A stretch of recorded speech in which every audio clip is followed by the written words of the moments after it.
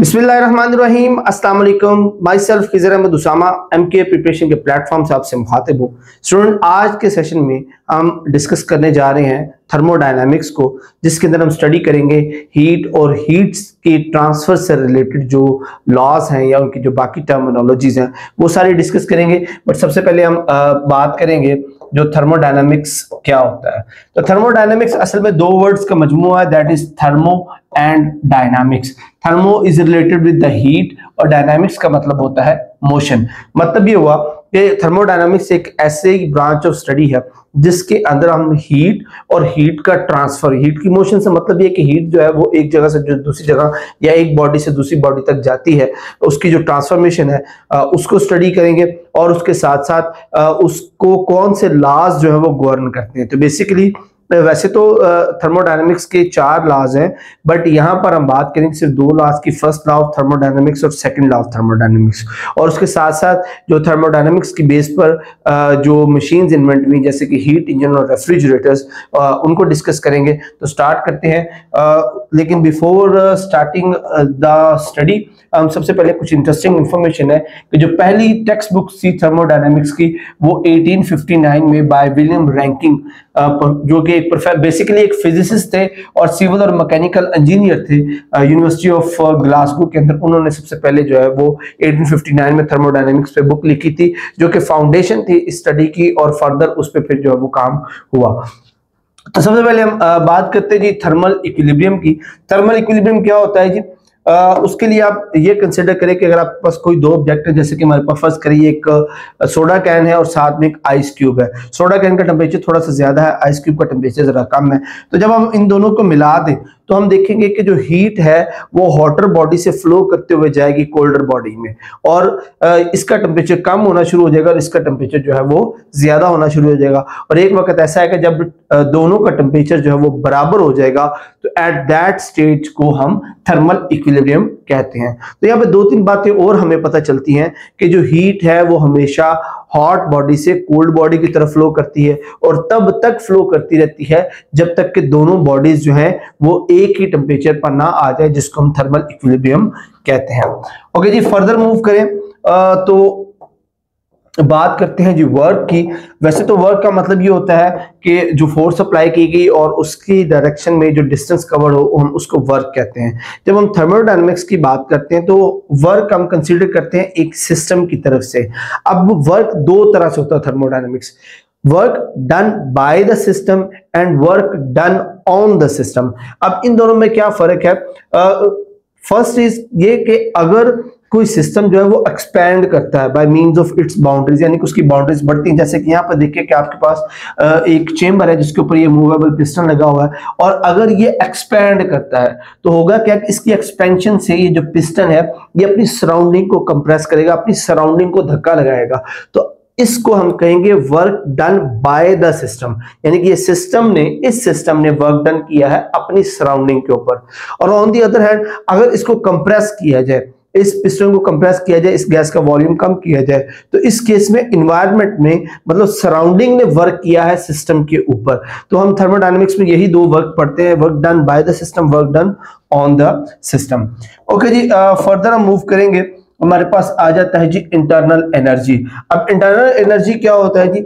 The sum of the kinetic and potential energies associated with the random motion of the atoms of the substance is the internal energy of the substance। यानी कि सबसे पहले हम बात करते हैं कि हमारे पास जितने भी ऑब्जेक्ट्स हैं वो सारे के सारे पार्टिकल से मिलकर बने हुए, और तमाम particle always stay in a motion.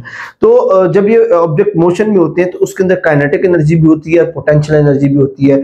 तो उस काइनेटिक एनर्जी और पोटेंशियल एनर्जी का जो सम होता है उसको हम रेफर करते हैं एज इंटरनल एनर्जी। अब जो गैस पार्टिकल्स की अगर बात करें तो चूंकि ये रैंडम मोशन में चारों तरफ मूव कर रहे होते हैं, तो इसके अंदर जो इन द मोशन जो होता है उसके अंदर 3 तरह की काइनेटिक एनर्जी होती है, translational kinetic energy, rotational kinetic energy and vibrational kinetic energy. तो उन सारी काइनेटिक एनर्जीज का सम प्लस पोटेंशियल एनर्जी का सम, ये मिलकर जो है ओवरऑल सिस्टम की इंटरनल एनर्जी बनाते हैं। हम उसको रेफर करेंगे एज एन इंटरनल एनर्जी। इसी तरह जब आप सिस्टम को हीट परफॉर्म करते हैं, हीट प्रोवाइड करते हैं, अच्छा वो आगे हम इसको डिस्कस कर लेते हैं। जब आप सिस्टम को हीट प्रोवाइड करते हैं तो वो जो हीट है दो तरह से काम करती है, या तो वो वर्क डन में इस्तेमाल हो जाएगी, या वो जो सिस्टम है उसके पार्टिकल की सॉरी उसके पार्टिकल्स की जो इंटरनल एनर्जी है उसको इंक्रीज करेगी। यानी कि whenever we provide the heat to a system it will consume in two ways, either it will increase the internal energy of the system और it will be used as a work done by the system. तो यहाँ पर हम कह सकते हैं कि जब भी हम वाटर बॉडी को जो है वो किसी भी बॉडी को हीट प्रोवाइड करेंगे, it will be used in increasing its internal energy. अच्छा, ये जो है इससे हमें पता ये चलता है कि जो हम हीट प्रोवाइड कर रहे हैं ये असल में in the form of energy होता है। हीट जो है वो फॉर्म ऑफ एनर्जी है, तो इसलिए हम इसको जो ऐसा यूनिट देते हैं वो एनर्जी वाला यूनिट जॉल ही देते हैं। और उसके अलावा जो सबसे ज्यादा यूनिट इस्तेमाल होता है that is a calorie, calorie या जिसको CAL कहते हैं। और कैलोरी क्या होता है? Energy needed to change the temperature of 1 gram of water by 1 degree centigrade specifically between 14.5 centigrade to 15.5 centigrade. यानी कि 1 डिग्री का इजाफा करने, यानी कि 1 ग्राम ऑफ वाटर में 1 डिग्री का इजाफा करने के लिए जो एनर्जी रिक्वायर्ड होती है हम उसको 1 कैलोरी कहते हैं। तो यहाँ से एनर्जी और जो हीट है उसको इंटरलिंक किया जा सकता है कि जब हम जो सिस्टम को एनर्जी हीट प्रोवाइड कर रहे हैं वो असल में in the form of energy उसमें प्रोवाइड कर रहे होते हैं। और वो जो एनर्जी है it could be use for some work. अब इसको हम कैसे बात करेंगे, अब एनर्जी को वर्क से कैसे रिलेट करेंगे? फॉर एग्जांपल आप अपने हाथ को रब करें तो आप उसमें क्या करें, आप उसमें वर्क डन करें और एज ए वर्क डन क्या वो आपके हाथ का टेम्परेचर जो है वो राइज हो गया या उसकी एनर्जी जो है वो बढ़ गई है। तो इस तरह आप वर्क डन को एनर्जी में और एनर्जी को वर्क डन में कन्वर्ट करते हैं। तो यहाँ पर आप देख सकते हैं कि हीट, एनर्जी और वर्क तीनों चीजें इस एक एक्ट में एसोसिएट हो रहे हैं। सिमिलरली कोई ऑब्जेक्ट जो है वो कोई मशीन जैसे वो मूव कर रही है, कोई वर्किंग कर रही है, कोई भी परफॉर्म कर रही है, तो उसके जो पार्ट्स हैं वो आपस में फ्रिक्शन की मदद से जो एनर्जी है उसको as a form of heat जो है वो वेस्ट कर रहे हैं। तो इस तरह जो हीट है जो सिस्टम को प्रोवाइड की जाती है वो इन the form of energy, increase in energy उसमें एब्जॉर्ब होगी, या इन द फॉर्म ऑफ वर्क, यानी कि सिस्टम जो है वो वर्क करेगा उसकी फॉर्म में होगी। सिमिलरली इसको हम उलट डायरेक्शन में भी कह सकते हैं कि जो वर्क डन है, वर्क डन जो है वो सिस्टम की एनर्जी को लूज करेगा, वो किसी भी फॉर्म में हो सकता है। वो वर्क डन जो है वो सिस्टम की इंटरनल एनर्जी को इंक्रीज भी कर सकता है और उसके साथ साथ उसकी एनर्जी को डिक्रीज भी कर सकता है। अच्छा जी, उसके बाद हम आ जाते हैं equivalence of heat and work. जैसे कि मैंने अभी आपको बताया कि जो वर्क डन है वो डायरेक्ट प्रोपोर्शनल है हीट के। आप अगर वर्क डन कर रहे हैं, जैसे कि कोई बॉडी है, जैसे आप हाथ रगड़ने वाली जैसे हम मिसाल ले लें, तो आप जितना ज्यादा वर्क करेंगे हीट उतनी ज्यादा ही इवॉल्व होगी और जितना कम वर्क करेंगे उतनी ही हीट जो है वो कम होगी। तो हम यहाँ से इसको कह देते हैं W, यानी कि वर्क डन जो वो direct proportional to the temperature. और प्रोपोर्शनलिटी साइन खत्म करेंगे तो हमारे पास J आ जाएगा और इस J को हम कहते हैं मैकेनिकल इक्विवेलेंट ऑफ हीट, यानी कि इसको जॉल्स कांस्टेंट भी कहते हैं, जो कि रिलेशन प्रोवाइड करता है between work done and heat के। तो इसको डिफाइन कैसे कर सकते हैं? Ratio of the work done in joules to the heat produce in calories is called the mechanical equivalent of heat. यानी कि ये असल में क्या है, ये एक रेशियो है किस किस के दरमियान, work done in joules and heat produce in calories, यानी कि इन दोनों के दरमियान जो रेशो है उसको डिफाइन कौन कर रहा है? J, जिसको जॉल्स यूनिट भी कहते हैं। और इसको जो है हम एक और तरह से भी डिफाइन कर सकते हैं, the amount of mechanical energy और work required to produce a unit quantity of heat, यानी कि वो वर्क डन जो रिक्वायर्ड हो एक यूनिट जो हीट प्रोड्यूस करने के लिए उसको भी कह सकते हैं। और इस वक्त जो 1 जाउल है वो इक्वल होता है 4.18 जाउल पर कैलोरी के। अच्छा जी, फर्दर हम मूव करते हैं। कुछ एग्जांपल्स हैं जो सिंपल जो है वो एडिशन मल्टीप्लिकेशन करके आप उसको जो वो अटेम्प्ट कर सकते हैं। अच्छा, जब उसके बाद बात कर लेते हैं जी थर्मोडायनामिक्स सिस्टम। अच्छा, थर्मोडायनामिक सिस्टम क्या होता है उससे पहले हम बात करते हैं सिस्टम की। सिस्टम वो होता है जी कोई भी ऐसी चीज जो जिसकी थर्मोडायनामिक प्रॉपर्टीज में हम इंटरेस्टेड हैं, कोई ऐसा कोई इक्विपमेंट, कोई ऐसी चीज जिसकी भी हम थर्मोडायनामिक्स प्रॉपर्टी यानी कि जिसके हीट की इंटरेक्शन को हम स्टडी करें उसको हम थर्मोडायनामिक्स सिस्टम कहते हैं। और ये इंक्लोज होता है और उसके जो इर्द गिर्द का एनवायरनमेंट है, जैसे कि आप यहाँ पर देख सकते हैं कि ये हमारे पास ये एक थर्मोडायनामिक सिस्टम है, तो इसके इर्द गिर्द जितनी भी चीजें होंगी वो उसकी सराउंडिंग या उसका एनवायरनमेंट कहलाती है। अब ये जरूरी नहीं है कुछ इसी की फॉर्म में हो, ये क्लोज सिस्टम भी हो सकता है, ओपन सिस्टम भी हो, आगे हम देखते हैं। बट कोई भी ऐसा काम, कोई भी ऐसी चीज जिसकी भी हम थर्मोडायनामिक्स प्रॉपर्टी, इवन कि अगर कोई गैस है, कोई गैस का इतना सा गुब्बारा भी है, कोई गैस का इतना सा हिस्सा है, हम उसको स्टडी करें, उसकी थर्मोडायनामिक्स प्रॉपर्टीज को स्टडी करें, तो वो भी एक थर्मोडायनामिक सिस्टम होगा और उसकी सराउंडिंग जो है वो सारी की सारी वो उसके इर्द गिर्द वाला एरिया होगा। और जो बाउंड्री होती है असल में सिस्टम और सराउंडिंग के दरमियान, वो यहाँ पर बड़ी इंपॉर्टेंट होती है, क्योंकि सिस्टम के बिल्कुल साथ जो सराउंडिंग है वो उसके ऊपर इंटरेक्ट करेगी। कैसे इंटरेक्ट करती है आगे हम उसके जो प्रोसीजर्स है वो उसको डिटेल से देखेंगे। तो यहां पर एनी चेंज और series of change in a thermodynamic system is called thermodynamic process. अब उस सिस्टम के अंदर जो भी चेंजेस आएंगे उसको हम थर्मोडायनामिक प्रोसेसेस कहेंगे। अब वो इधर उसका प्रेशर चेंज होता है, उसका वॉल्यूम चेंज होता है, उसका टेम्परेचर चेंज होता है, एनीथिंग जो कुछ भी उस थर्मोडायनामिक सिस्टम में चेंज आएगा उसको हम रेफर करेंगे एज ए थर्मोडायनामिक प्रोसेस के। और उसके बाद जनाब सिस्टम क्या होता है जी, the quantity of a matter और region of space whose behaviour is being studied is called a system. System की टेक्निकल डेफिनेशन क्या, कि कोई भी मैटर की क्वांटिटी जिसका बिहेवियर स्टडी कर रहे हैं उसको हम सिस्टम कहते हैं। सराउंडिंग ऑफ द सिस्टम क्या होता है जी, everything other than the system in the universe is called the surrounding of the system. यानी कि जिस फॉर एग्जांपल आप इस पेन को डिस्कस कर रहे हैं, तो इस पेन के अलावा everything in the universe is the surrounding of this pen. तो जो आप सिस्टम अंडर कंसिडरेशन है, जिस सिस्टम को आप स्टडी कर रहे हैं, उसके अलावा हर चीज उसकी सराउंडिंग कहलाएगी। ओके जी, फर्दर मूव करें तो हमारे पास आ जाता है बाउंड्री ऑफ द सिस्टम। जैसे कि मैंने आगे आपको बताया, बाउंड्री ऑफ द सिस्टम क्या होता है, ये वो सेपरेशन है, वो लाइन है जो सेपरेट करती है सिस्टम को और उसकी सराउंडिंग को। और उस बाउंड्री के बिल्कुल साथ वाली जो सराउंडिंग होती है या सिस्टम होता है, वहां से चूंकि सिस्टम और सराउंडिंग आपस में इंटरेक्ट कर रहे होते हैं, फॉर एग्जाम्पल हीट ही चलो ट्रांसफर कर रहे होते हैं, तो वो बहुत इंपॉर्टेंट होता है। तो सराउंडिंग जो बाउंड्री है, बाउंड्री क्या होता है, बाउंड्री वो असल में सेपरेशन है जो सिस्टम को और उसकी सराउंडिंग को सेपरेट करती है, उसको हम बाउंड्रिंग कहते हैं। अब जैसे मैंने आगे आपको बताया था कि सिस्टम दो तरह का होता है, एक क्लोज सिस्टम होता है और एक ओपन सिस्टम होता है। क्लोज सिस्टम क्या होता है जी, the system in which there is no transfer of mass across its boundary is called a close system.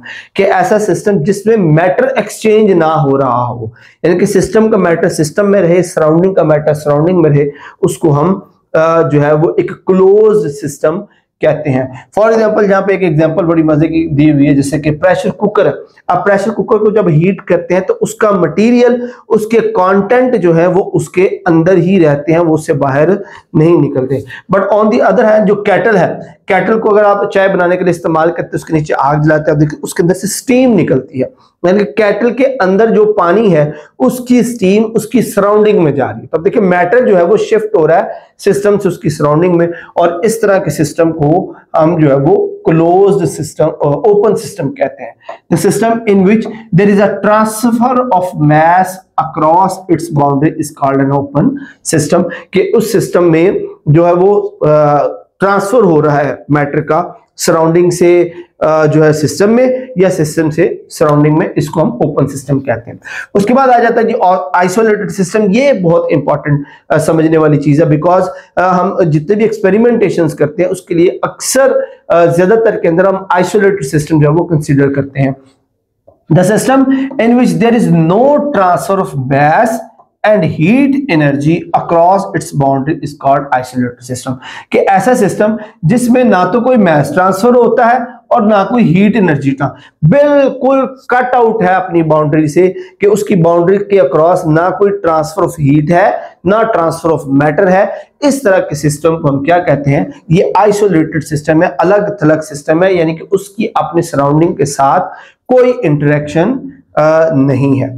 अच्छा जी, उसके बाद कुछ और चीजें हैं जो थर्मोडायनामिक्स पढ़ने से पहले हमारे लिए समझना जरूरी है, उनमें आ जाती है जी thermodynamic state and thermodynamic state variable. अच्छा जी, कुछ कंडीशंस ऐसी होती हैं जो एक्सप्लेन करती हैं, जैसा कि एक सिस्टम जो है उसकी स्पेसिफिक वैल्यू जैसे प्रेशर है, वॉल्यूम है एंड टेम्परेचर T है, is called the state of the system. यानी कि स्टेट ऑफ द सिस्टम असल में एट दैट पर्टिकुलर टाइम उस सिस्टम की बिहेवियर को या उस सिस्टम की प्रॉपर्टीज को शो कर रहा होता है। जैसे हम स्पेसिफिकली थर्मोडायनामिक्स की बात करें तो जब हम स्टेट ऑफ द सिस्टम की बात करेंगे तो हम ये बात करते हैं कि एट दैट टाइम उसका टेम्परेचर कितना है, उसका प्रेशर क्या है उस पे, उसका वॉल्यूम कितना है। तो ये तीन ऐसी चीजें हैं जो उस वक्त उस सिस्टम के बारे में इंफॉर्मेशन प्रोवाइड करेंगी, तो उसको हम स्टेट ऑफ द सिस्टम कहते हैं। और जो वेरिएबल इन चीजों को एक्सप्लेन करते हैं, the variable are function which determine the physical state of the system are called state variable and state function of the system. अब उस स्टेट को हमें कैसे पता चलेगा, वो कैसे डिफाइन होंगे, वो या तो कोई प्रेशर की वैल्यू बताएगी या टेम्परेचर की वैल्यू बताएगी। तो ये जो वैल्यूज हमें बता रहे हैं, ये जो वेरिएबल्स हैं या ये जो फंक्शंस हैं जो स्टेट ऑफ फंक्शन को एक्सप्लेन करें कि फंक्शन जो उसकी थर्मोडायनामिक स्टेट को एक्सप्लेन करें कि ये किस स्टेट में है, वो तमाम वेरिएबल तमाम फंक्शंस को हम क्या कहते हैं, स्टेट फंक्शन कहते हैं। अच्छा, अब इसके अंदर भी दो डिफरेंट कैटेगरीज हैं, होमोजीनियस सिस्टम है और हेट्रोजीनियस सिस्टम है। होमोजीनियस सिस्टम ऐसा सिस्टम होता है जिसके अंदर जो कंपोजिशन है वो सेम हो, यानी कि पूरे सिस्टम में जो composition everywhere in the system is the same. तो ऐसे सिस्टम को जो होमोजेनियस सिस्टम है तो उसके जो पैरामीटर्स हैं वो सिर्फ वॉल्यूम, प्रेशर और टेम्परेचर जो है वो एक्सप्लेन कर देंगे। अब मैं किसकी बात कर रहा हूं, होमोजेनियस सिस्टम की, या आप गैस कह लें। यानी कि गैस एक होमोजेनियस सिस्टम है, वो थ्रू आउट द सिस्टम जो है वो एक जैसी होती है। तो अब उसकी स्टेट, यानी कि इस तरह होमोजेनियस सिस्टम की जो स्टेट्स हैं वो तीन वेरिएबल ही एक्सप्लेन कर देंगे, वॉल्यूम, प्रेशर और टेम्परेचर। ये और इन तीनों का जो रिलेशन है फॉर एन आइडियल गैस वो इस आइडियल गैस इक्वेशन से दिया जा सकता है, which is PV is equal to nRT। ये बात होगी जो होमोजेनियस सिस्टम की, कि होमोजेनियस सिस्टम हो तो ये तीन जो स्टेट फंक्शन है, स्टेट वेरिएबल्स हैं, ये उस थर्मोडायनामिक सिस्टम की स्टेट को एक्सप्लेन कर देंगे। और इन तीनों का रिलेशन है PV is equal to nRT। यहाँ पे P जो प्रेशर है, V वॉल्यूम है और R जो है वो यूनिवर्सल गैस कांस्टेंट है, T टेम्परेचर है, N is the number of mole. अच्छा जी, अब हम बात करें अगर इन होमोजेनियस सिस्टम की, ऐसा सिस्टम जिसकी होमोजेनिटी ना हो, तो उसके लिए हम कोई क्लियर रिलेशन नहीं है, वो स्टेट टू स्टेट जो है वो चीजें वेरी करती हैं। अच्छा जी, अब बात कर लेते हैं जी रिवर्सिबल और इरिवर्सिबल प्रोसेसेस की। रिवर्सिबल प्रोसेस क्या होता है? A process is said to be reversible if it can be retraced exactly in a reverse order without producing any change in the surrounding।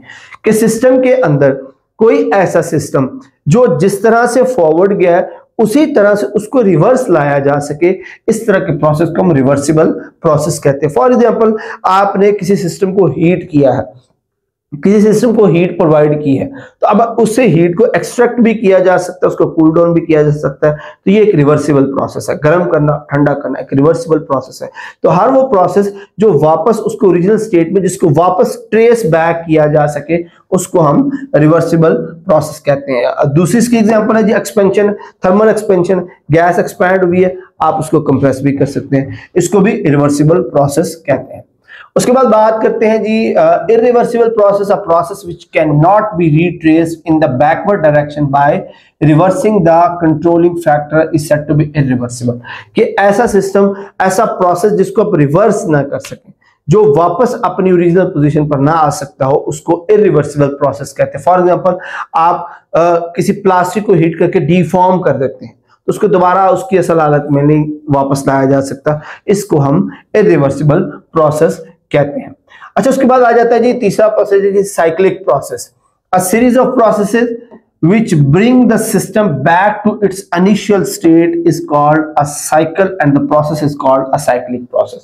यानी कि ऐसा प्रोसेस है ये एक प्रोसेस मल्टीपल प्रोसेसेस का कॉम्बिनेशन भी हो सकता है जिसमें एक सिस्टम जो है वापस अपनी ओरिजिनल पोजीशन में आ जाए। फॉर एग्जांपल, आप इस पॉइंट से इस पॉइंट तक आए हैं किसी एक सिस्टम के तहत, फिर बी से आप सी पॉइंट पर आए किसी सिस्टम के तहत, और सी से आप वापस किसी सिस्टम के तहत चले गए। तो देखिए, ए बी एक प्रोसेस है, बी सी दूसरा प्रोसेस है, सी ए तीसरा प्रोसेस है, और इन तीनों प्रोसेस से सिस्टम वापस अपनी ओरिजिनल स्टेट पर चला गया है। इस तरह के प्रोसेस को हम एक साइकिल कहते हैं, और ये प्रोसेस जो है वो साइक्लिक प्रोसेस कहलाता है। अच्छा जी, अब आ जाते हैं जी हम फर्स्ट लॉ ऑफ थर्मोडायनेमिक्स के ऊपर। असल में फर्स्ट लॉ ऑफ थर्मोडायनेमिक्स को हम law of conservation of energy भी कहते हैं। इसके मुताबिक यहाँ पे क्या होता है कि टोटल जो सिस्टम की एनर्जी है वो कंजर्व रहती है, क्योंकि एनर्जी को ना पैदा किया जा सकता है ना डिस्ट्रॉय किया जा सकता, तो ओवरऑल सिस्टम की जो एनर्जी है वो कंजर्व रहती है, वो मेंटेन्ड रहती है, और उसको हम डिनोट करते हैं यू के साथ, और इसको नाम दिया जाता है इंटरनल एनर्जी का। अब इंटरनल एनर्जी जैसे कि हम पीछे पढ़ चुके हैं, internal energy is the combination of kinetic and potential energy of the particles या ऑफ द सिस्टम। तो फर्स्ट लॉ ऑफ थर्मोडायनामिक्स ये इंश्योर करता है कि ओवरऑल सिस्टम की जो इंटरनल एनर्जी है वो कंजर्व रहेगी, वो कंजर्व रहती है, और उसको हम इंटरनल एनर्जी कहते हैं, और इसको यू कहा जाता है। अच्छा जी, अब हम बात करते हैं जी मैथमेटिकली। अब होता क्या है कि अगर हम किसी सिस्टम को डेल्टा क्यू हीट प्रोवाइड करते हैं, delta Q is the heat provided to the system. अब वो जो हीट है वो दो कामों में इस्तेमाल। फॉर एग्जांपल, आपके पास कोई सिस्टम, उसको पिस्टन लगा हुआ, आपने उसको हीट किया, तो होगा क्या कि वो पिस्टन राइज करेगा due to increase in the volume. तो अब जो हीट उसको प्रोवाइड की गई है वो दो कामों में इस्तेमाल होती है। First one is to increase the temperature, to increase the internal energy of the gas, और second one to raise that piston, यानी कि वो जो वर्क डन हुआ है वो, यानी कि जितना आप उसको हीट प्रोवाइड करेंगे वो heat in the form of internal energy और in the form of energy work जो है वो उसके अंदर स्टोर होगी, उसके अंदर जो वो डिलीवर होती है।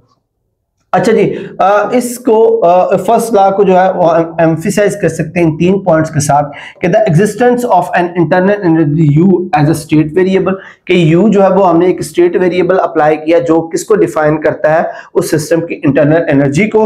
The principle of conservation of energy, कि एनर्जी जो है पूरे सिस्टम की कंजर्व रहेगी, ना वो डिस्ट्रॉय होती है ना वो क्रिएट होती है।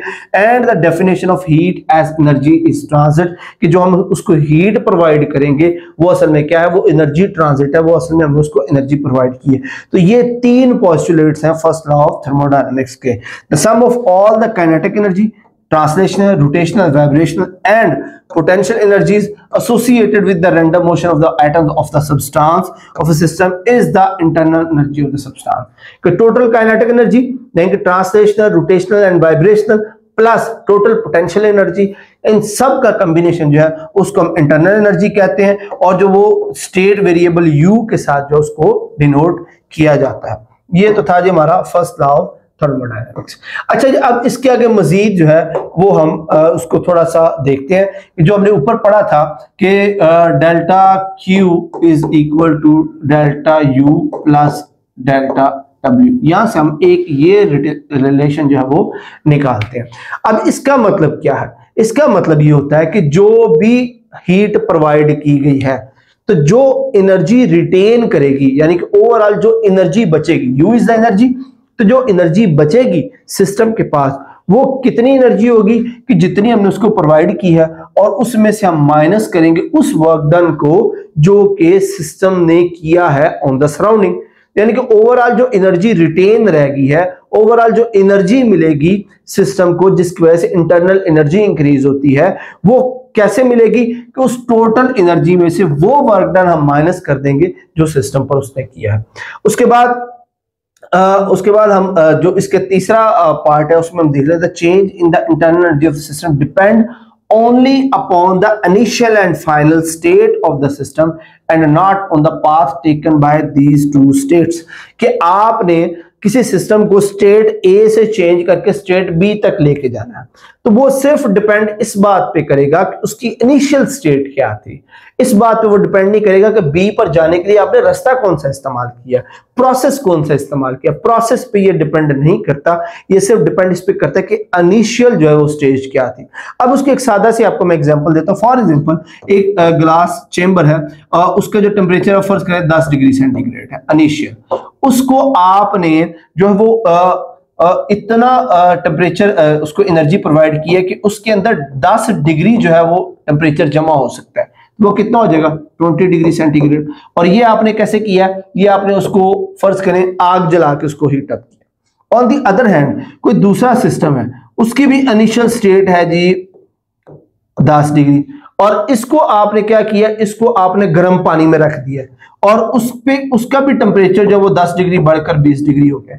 अब इसको आपने आग लगा के गर्म किया, इसको गर्म पानी से गर्म किया, लेकिन फर्क इस पे पड़ा है कि 10 डिग्री टेम्परेचर बढ़ने से वो 20 ही हुआ है। इनिशियल स्टेज पे वो डिपेंड करता है कि अगर यहाँ पे इनिशियली 5 डिग्री होता तो इस पे जो 10 डिग्री का इजाफा हुआ तो रिजल्ट क्या निकलना था 15 डिग्री। तो इसका मतलब ये हुआ कि अगर एक सिस्टम जो है प्रोसेस में से गुजरता है तो वो प्रोसेस पे डिपेंड नहीं कर रहा कि उसका रिजल्ट क्या निकलेगा, वो डिपेंड इस पे कर रहा है कि उसकी इनिशियल स्टेट क्या है। अगर इनिशियल स्टेट सेम है तो प्रोसेस जो मर्जी हो उसका जो फाइनल रिजल्ट है वो सेम ही होगा। तो इसका मतलब हम यहां से कंक्लूड कर सकते हैं कि अगर सिस्टम की इंटरनल एनर्जी में चेंज आता है तो वो सिर्फ इस बात पे डिपेंड करता है कि उसकी इनिशियल स्टेट या फाइनल स्टेट क्या थी, इस बात पे डिपेंड नहीं करता कि उस पर प्रोसेस जो है वो कौन सा अप्लाई किया गया है। अच्छा जी, अब साइक्लिक प्रोसेस की बात कर लेते हैं। अच्छा, इसमें तो ये हमने देख लिया कि इनिशियल और फाइनल स्टेज के अंदर भी जो एनर्जी आप उसको निकालने के लिए आप टोटल एनर्जी में से वर्क डन माइनस कर देंगे। अच्छा, अब हम बात कर लेते हैं साइक्लिक प्रोसेस के अंदर। अब चूंकि साइक्लिक प्रोसेस के अंदर सिस्टम जहां से चलता है घूम फिर के उसी स्टेज पर आ जाता है, तो इसका मतलब है कि उस पर कोई वर्क डन जो है वो जो उस पे जो उसकी एनर्जी है उस पर कोई चेंज नहीं आया, क्योंकि जो इनिशियल स्टेज थी यूए, फाइनल स्टेज भी वही हो जाएगी यूए। यहां से हम चले थे वहीं पर आगे इनिशियल और फाइनल स्टेजेस बराबर है, तो विच मींस कि UA minus UA is equal to 0। तो टोटल इस सूरत हाल में साइक्लिक प्रोसेस के अंदर अब जितनी हीट प्रोवाइड करेंगे वो सारी की सारी यूजफुल वर्क में इस्तेमाल हो जाएगी, उसमें एनर्जी में कोई चेंज नहीं आएगा, क्योंकि हम उसी स्टेज पे वापस आ गए जिस स्टेज पर पहले थे। यानी इंटरनल एनर्जी जहां पर थी हम वहीं पर वापस आ गए हैं, चाहे दरमियान में प्रोसेस जो मर्जी हुआ है। हम बात किसकी करें, इनिशियल और फाइनल स्टेज की। अगर जो इनिशियल स्टेज थी फाइनल स्टेट भी वही है, इनिशियल जो एनर्जी थी फाइनल एनर्जी भी वही है, तो इसका मतलब एनर्जी में तो कोई चेंज नहीं आया ना। तो अगर एनर्जी में चेंज नहीं आया इसके मतलब जितनी हीट प्रोवाइड की सारी वर्क में कंज्यूम होगी, क्योंकि हमने बात ये की थी कि जितनी एनर्जी प्रोवाइड की जाती है वो या तो इंटरनल एनर्जी बढ़ाएगी या उस पर वर्क डन करेगी। अब जितना काम किया था जिस स्टेज पे थे इनिशियल एनर्जी फाइनल भी वहीं पे है, मतलब एनर्जी में चेंज नहीं आया, तो मतलब ये हुआ कि जितनी हीट प्रोवाइड की गई वो सारी की सारी किस में इस्तेमाल होगी है वर्क डन में। That is why delta Q is equal to delta W. अच्छा, एप्लीकेशंस की बात करें तो बहुत सारी एप्लीकेशंस हैं इसकी प्रैक्टिकली भी, कि हम सिस्टम की जो स्टेट्स हैं उसकी बिना पर हम जो है वो फाइंड आउट कर सकते हैं कि हमारे पास रिजल्ट्स क्या हुए हैं। लेकिन जो मोस्ट प्रोबेबली सबसे ज्यादा जो इस्तेमाल होने वाली जो इसकी एप्लीकेशंस है that is the process in which any one of the 3 terms of the equation is 0, यानी कि इन तीनों टर्म्स में से कोई एक भी टर्म हमें मिस हो तो हम उसको फाइंड आउट कैलकुलेट जो वो कर सकते हैं, यानी कि एनर्जी में चेंज या टेम्परेचर में चेंज या वर्क डन में चेंज जो है वो निकाल सकते हैं। The process in which any one of the state variable of the system are held constant, कोई भी ऐसा प्रोसेस जिसमें ये वेरिएबल कांस्टेंट हो वहां पर भी हम इसको अप्लाई कर सकते हैं। अच्छा जी, अब हम कुछ प्रोसेसेस हैं, थर्मोडायनामिक्स प्रोसेसेस हैं, हम उनको डिस्कस करते हैं। बेसिकली 4 तरह से जो वो थर्मोडायनामिक्स प्रोसेस जो वो हेल्ड होते हैं, आइसोकोहरिक है, आइसोबैरिक है, आइसोथर्मल है और एडियाबैटिक है। तो एक एक करके इनको हम देख लेते हैं कि इनमें फर्क क्या।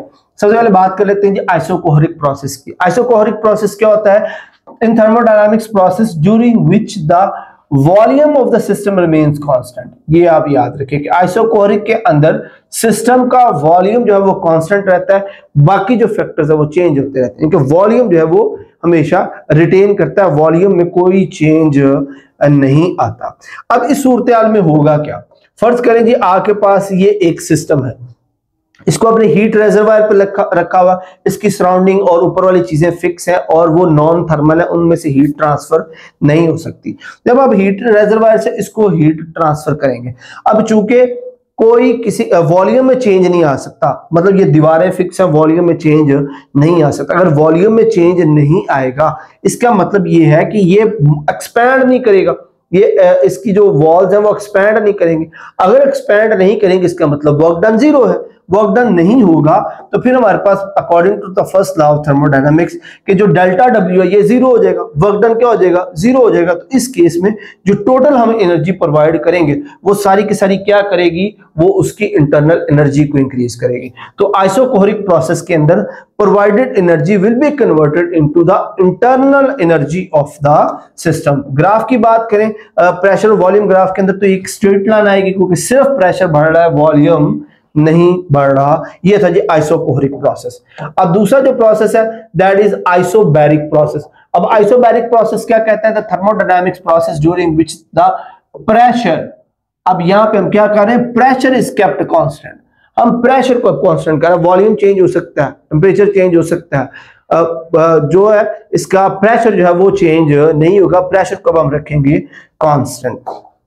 अब हमने प्रेशर कांस्टेंट रखा, वॉल्यूम एक्सपैंड कर सकता है, तो इसका मतलब ये हुआ कि इस डायग्राम में देखें, अब हमने क्या किया, हमने इसको कोई हीट प्रोवाइड की तो ये सिस्टम क्या करेगा, एक्सपैंड करेगा, क्योंकि हमने प्रेशर कांस्टेंट रखा हुआ है, वॉल्यूम हमारा जो है वो एक्सपैंड हो सकता है, वॉल्यूम बढ़ सकता है। तो जब हम इसको हीट करेंगे तो ऑब्वियसली इनका जो वॉल्यूम है वो इंक्रीज होगा, वॉल्यूम बढ़ेगा तो सिस्टम एक्सपैंड होगा, सिस्टम एक्सपैंड होगा, इसका मतलब सिस्टम जो है वो सराउंडिंग पे कोई ना कोई वर्क करेगा। अब जब वर्क करेगा तो वो वर्क क्या कहलाएगा, फोर्स प्लस डिस्टेंस, कि जितनी फोर्स लगाई गई और जितना उस पिस्टन ने डिस्टेंस कवर किया। अब फोर्स है जी F और डिस्टेंस उसने कवर किया, फर्स्ट करें हम उसको डेल्टा वाई कह देते हैं। चेंज इन डिस्टेंस जो है वो क्या कहलाएगा, डेल्टा वाई। तो अब वर्क डन, अब डेल्टा वाई और फोर्स को हम क्या लिख देते हैं, हमने पीछे प्रेशर की डेफिनेशंस पढ़ी हुई हैं। प्रेशर क्या होता है जी, फोर्स पर यूनिट एरिया, और यहां से अगर फोर्स निकाले वो किसके बराबर आ जाएगी, पी ए के। इस फोर्स की वैल्यू को हम इसके अंदर पुट करें तो हमारे पास क्या आ जाएगा, delta W P A delta Y. और ये जो ए डेल्टा वाई है ये क्या आ जाएगा, वॉल्यूम में चेंज आ जाएगा, तो वॉल्यूम में चेंज को हम किस तरह लिख देंगे, delta W is equal to P delta V, यानी कि जो वर्क डन हो रहा है वो असल में किसके इक्वल आ गया, पी डेल्टा वी के। अच्छा जी, पी डेल्टा वी के आ गया। अब उसके बाद फर्स्ट लॉ ऑफ थर्मोडायनेमिक्स वो हमारे पास क्या, delta Q is delta U plus delta W, और ये हमारे पास क्या बन जाएगा, पी डेल्टा वी। अब इस केस के अंदर जो टोटल एनर्जी इस्तेमाल हुई है, जो टोटल हमने उसको हीट प्रोवाइड की है, वो उसका इंटरनल टेम्परेचर भी बढ़ाएगी और साथ में उसके ऊपर जो है वो कुछ ना कुछ वर्क डन भी करेगी। अब इसके ग्राफ की सूरत हाल देखें तो ग्राफ इसका भी एक स्ट्रेट लाइन बनेगा फ्रॉम पी टू पी, इस वैल्यू से इस वैल्यू तक एक स्ट्रेट लाइन है जो ये इंडिकेट कर रही है कि सिर्फ वॉल्यूम बढ़ रहा है, प्रेशर जो है वो इंक्रीज नहीं हो रहा। और इस ग्राफ को हम आइसोबार भी कहते हैं। ये प्रोसेस है हमारे पास आइसोबैरिक प्रोसेस। तीसरा प्रोसेस आ जाता है जी हमारे पास isothermal process. The thermodynamics process which is carried out in such a way that system undergoes changes but its temperature remains constant. अब इसके अंदर जनाब हम टेम्परेचर को वेरी नहीं होने देंगे, टेम्परेचर कांस्टेंट रहेगा, प्रेशर चेंज हो सकता है, वॉल्यूम चेंज हो सकता है, बट जो टेम्परेचर है वो चेंज नहीं होगा। अब इसके अंदर हम क्या कर रहे हैं जनाब, हमारे पास ये एक सिस्टम है। अब इस सिस्टम में हम क्या होगा कि अगर हम इसका प्रेशर डिक्रीज करें, यहां से हम प्रेशर डिक्रीज करें तो वॉल्यूम बढ़ जाएगा, प्रेशर बढ़ाएंगे तो वॉल्यूम जो है वो कम हो जाएगा। यानी कि हम उसको एक हीट रेजर्वायर के ऊपर इस सिस्टम को रखा हुआ, इसके ऊपर मूवेबल पिस्टन है। अब होता क्या है कि हमने टेम्परेचर को कांस्टेंट रखना है। अब यहाँ पे याद रखिएगा कि ये जो पिस्टन है ना, ये जो सिस्टम है ये हीट रेजर्वायर के ऊपर पड़ा हुआ है। हीट रेजर्वायर क्या होता है, एक ऐसा सोर्स है जहां से हीट जो प्रोवाइड भी की जा सकती है, हीट ली भी जा सकती है। तो अब होता क्या है कि जब आप इससे प्रेशर को रिलीज करते हैं तो वॉल्यूम जब वो एक्सपैंड होगा, अब जब वॉल्यूम एक्सपैंड होगा तो उसका टेम्परेचर कम हो जाएगा। तो लेकिन हमने तो टेम्परेचर को कांस्टेंट रखना है, तो उसको कांस्टेंट रखने के लिए हीट रेजर्वायर जो है वो हीट को प्रोवाइड करेगा, तो ओवरऑल टेम्परेचर जो है वो कांस्टेंट रहेगा। तो हमारे पास जो इसमें कर्व बनेगी वो कुछ इस तरह बनेगी कि with the decrease in the pressure volume will be increased, तो उस इंक्रीजन ऑफ द वॉल्यूम के अंदर जो टेम्परेचर में डिफरेंस होगा उसको मेंटेन किया जाएगा हीट रिजर्वायर के साथ। तो यहां पर जो हम हीट प्रोवाइड कर रहे हैं, यहां पर चूंकि हमने, जैसे मैंने आपको पहले बताया कि हम यहां पर टेम्परेचर को कांस्टेंट रखेंगे और थर्मोडायनामिक्स में हम टेम्परेचर को रिलेट करते हैं एनर्जी के साथ। तो विच मींस अगर टेम्परेचर कांस्टेंट है, टेम्परेचर में चेंज नहीं आ सकता, तो मतलब टोटल एनर्जी में भी चेंज नहीं आएगा। तो फर्स्ट लॉ ऑफ थर्मोडायनामिक्स के अकॉर्डिंग अगर टोटल एनर्जी जीरो रहेगी तो इसका मतलब जितनी हम उसको हीट प्रोवाइड करेंगे वो असल में कहां इस्तेमाल हो रही है, उसके वर्क डन में इस्तेमाल हो रही है, जो वो पिस्टन मूव हो रहा है उसके मूवमेंट में, यानी कि total provided energy will be converted into useful work done. अच्छा जी, चौथा और आखिरी हमारे पास प्रोसेस है, that is an adiabatic process. अब एडियाबैटिक प्रोसेस क्या होता है जी? A thermodynamic process during which no heat enters और लीव द सिस्टम। अब इसके अंदर ये एक ऐसा सिस्टम है कि इसके अंदर हीट किसी तरह से ट्रांसफर नहीं होती, सिस्टम से ना हीट बाहर जाती है ना सिस्टम से हीट अंदर आती है। हीट हमारे पास जो है उसमें कोई चेंजेस नहीं आती, कोई हीट रिजर्वायर यहां पर मौजूद नहीं है, सिस्टम आइसोलेटेड, इसको हम आइसोलेटेड सिस्टम कहेंगे कि कोई हीट ट्रांसफर किसी तरह का नहीं हो रहा। अब इस फॉर्म के अंदर डेल्टा क्यू ही जीरो हो जाएगा क्योंकि हम किसी तरह की भी कोई भी जो एनर्जी है वो उसको प्रोवाइड नहीं करेंगे। अब अगर डेल्टा क्यू जीरो हो जाएगा तो हमारे पास फर्स्ट लॉ ऑफ थर्मोडायनामिक्स क्या बन जाएगा? Delta U plus delta W, और यहां से delta U is delta W, या इसको इन्वर्ट कर दे तो डेल्टा डब्ल्यू डेल्टा यू। इसका मतलब ये हुआ कि जितना भी वर्क डन होगा वो इंटरनल एनर्जी की वजह से ही होगा, यानी कि जितना आप वर्क डन करेंगे वो असल में इंटरनल एनर्जी को कंज्यूम करेगा, उतना वर्क डन जो है वो सारा कंज्यूम करेगा इंटरनल एनर्जी को। तो work done is equal to internal energy, change in internal energy will become equal to work done. यानी कि अगर आप वर्क डन करेंगे इंटरनल एनर्जी कम हो जाएगी, और अगर वर्क डन नहीं करेंगे तो इंटरनल एनर्जी जो है वो मेंटेन रहेगी। तो इस तरह के प्रोसेस को हम एडियाबैटिक प्रोसेस कहते हैं। अच्छा, यहाँ पे कुछ एग्जांपल्स हैं हर एक प्रोसेस की, जो सिंपल जो फॉर्मुलेशन हुई हुई आप उसको कर सकते हैं। अच्छा जी, उसके बाद जनाब हमारे पास आ जाता है जी molar specific heat of a gas. Molar specific heat of a gas, जैसे कि नाम जाहिर कर रहा है कि ये स्पेसिफिक हीट है किसी प्रोसेस के लिए। The quantity of heat required to raise the temperature of 1 mole of gas by 1 Kelvin is called molar specific heat of the gas। यानी कि कोई भी गैस है उसके 1 मोल के अंदर अगर आप 1 केल्विन का टेम्परेचर बढ़ाने के लिए जितनी हीट उसको प्रोवाइड करेंगे वो उसकी molar specific heat of the gas कहलाएगी। मतलब ये हुआ कि जितनी आप एनर्जी इसके अंदर प्रोड्यूस करेंगे वो उसके टेम्परेचर को इंक्रीज करेगी, डिपेंड करता है कि उसके मोल्स जो है वो कितने। अगर नंबर ऑफ मोल 1 रख ले तो delta Q directly proportional to delta T, proportionality sign खत्म करेंगे तो यहाँ पर हमारे पास कांस्टेंट आ जाता है सीएम, और CM is equal to delta Q और डेल्टा टी ओवर एन। तो इस सीएम को हम जो है वो कांस्टेंट ऑफ प्रोपोर्शनलिटी कहते हैं, जिसको हम मोलर स्पेसिफिक हीट और मोलर स्पेसिफिक हीट कैपेसिटी भी कहते हैं। यानी कि ये जो सीएम आ गया ये मोलर हीट स्पेसिफिक जो है वो कैपेसिटी का मोलर स्पेसिफिक हीट कैपेसिटी कहलाता है। इसका जो यूनिट है दैट इज जाउल पर मोल पर केल्विन, जिसको हम कुछ इस तरह से लिखते हैं जाउल पर मोल पर केल्विन। अच्छा, उसके बाद हमारे पास आ जाता है जनाब, अब इसको इस मोलर स्पेसिफिक हीट को हम दो तरह से जो है वो डिवाइड करते हैं, इसको दो कैटेगरीज में डिवाइड करते हैं। एक के अंदर हम वॉल्यूम को कांस्टेंट रख के मोलर स्पेसिफिक हीट काउंट करते हैं, और एक के अंदर हम प्रेशर को कांस्टेंट रख के मोलर स्पेसिफिक हीट काउंट करते हैं। कांस्टेंट वॉल्यूम की अगर बात करें, by definition it is the amount of heat required to raise the temperature of 1 mole of a gas by 1 Kelvin while keeping its volume constant। अब इसके अंदर हम कुछ इस तरह से टेम्परेचर को बढ़ाते हैं, 1 मोल गैस का 1 केल्विन टेम्परेचर बढ़ाने के लिए एनर्जी को इस तरह से प्रोवाइड करते हैं कि ओवरऑल जो वॉल्यूम है वो क्या रहे, वो कांस्टेंट रहे, वॉल्यूम के अंदर कोई चेंज ना आए। तो उसके लिए हम इस तरह का सिस्टम इस्तेमाल करते हैं जिसके अंदर जो पिस्टन है वो फिक्स है, तो इसको जितनी भी हीट प्रोवाइड करेंगे वो जो है वो इसका वॉल्यूम जो वो कांस्टेंट रखेगी। इस सूरत में जो हमारे पास डेल्टा क्यू आ जाएगा that is N C V delta, यहाँ पे हम इसको वी से डिनोट करें, मतलब इसका जो हम वॉल्यूम है वो कांस्टेंट रख रहे हैं। तो इस सूरत में जो इसकी हीट प्रोवाइड की जाएगी that is delta Q V is equal to NCV delta T, जो रिलेशन हमने स्पेसिफिक हीट के लिए निकाला था, अब हम उसको सिर्फ V लगा के स्पेसिफाई कर रहे हैं कि इस प्रोसेस के अंदर जो वॉल्यूम है वो कांस्टेंट रखा गया था।